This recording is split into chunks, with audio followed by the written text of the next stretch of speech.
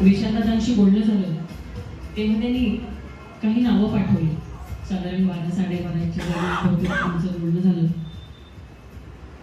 आणि हे गाणं मी म्हणणार होते, आता म्हणाले ते त्यांना असं वाटलं होतं की मी सगळ्यांची नावं घालून गाणं म्हणणार आहे. पण आज 26 जानेवारी आहे आणि या निमित्त चला म्हटलं आपण आपल्या शब्दांना आवाहन करूयात. म्हणून मामा मामी आत्या दोन्हीकडचे आजी आजोबा यांची नावं घालून मी काही ओळी लिहिल्या तर त्या मी तुमच्या सादर करते. यातली आत्या दीपिका लक्षात आली.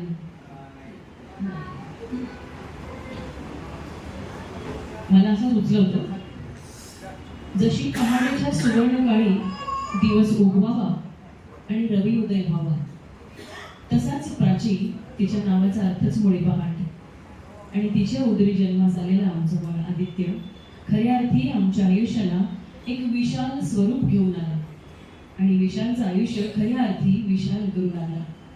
एक वेगळं ध्येय, एक वेगळी आशा, एक वेगळी स्वप्न घेऊन आदित्य आमच्या आणि प्राचीच्या आयुष्यात आला आणि खऱ्या अर्थी प्राची आणि विशालच्या आयुष्याला नवा अर्थ मिळाला.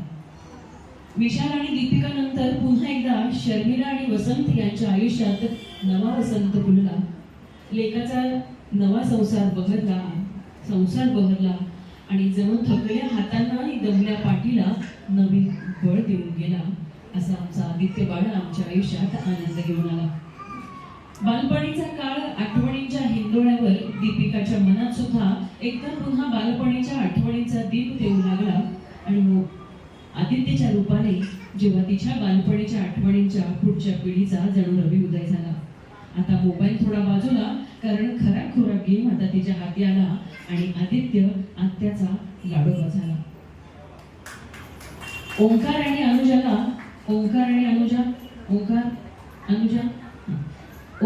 अनुजाला नव्या प्रमोशनचा अनुभव आला आणि आता अनुजा मामी आणि ओंकार मामा झाला.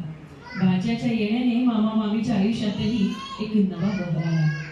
वैशाली आणि ज्ञानेश्वर आजी आजोबांच्या थकल्या पाठीला, थकल्या हातांना पुन्हा एकदा नवा बहर आला. आपल्या लेकराच्या बाबतीत करायचे राहून गेलेल्या गोष्टी नव्या उमेदीने करायचा उल्हास मनात जागा झाला. असा सगळ्यांचा लाडका आदित्य आता आज 1 वर्षाचा झाला. एक पाऊल टाकत पुढे आशीर्वादाची उंजळ भरून नाहू माखू लागला. त्याच्या आयुष्याला, त्याच्या सुख स्वप्नांना असंच बहर येऊ, त्याच्या पंखांना नेहमीच आशीर्वादाचा, कर्तव्याचं, संस्कारांचं बळ मिळत राहू आणि त्याच्या आयुष्याचे खरे आयुष्य लख सोन्यासारखं उजळून राहू.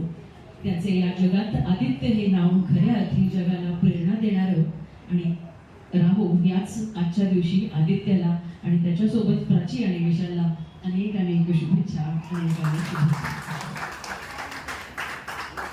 अक्षरशः दुपारी 12 नंतर मला वाटतं आपलं बोलणं झाल्यानंतर हा शब्द प्रवास केला. या 26 जानेवारी निमित्त म्हटलं चला शब्दांना थोडं आवाहन करूया.